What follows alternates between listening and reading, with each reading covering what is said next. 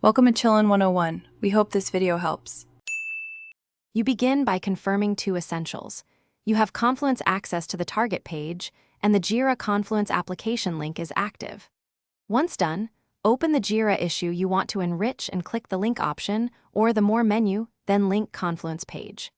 Make sure you're signed into both products in the same browser so the search can find pages.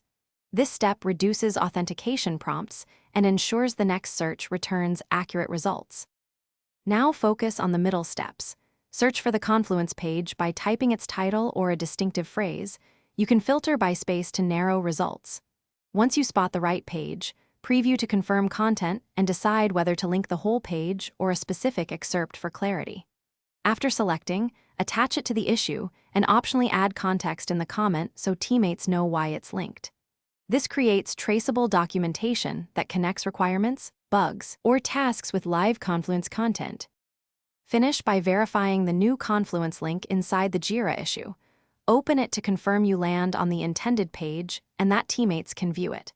If the display title needs clarity, edit the link text. If the wrong page is shown, remove the link and rerun the search with more precise terms. If something fails, try re-authenticating both apps, confirm the application link is healthy, and check page permissions.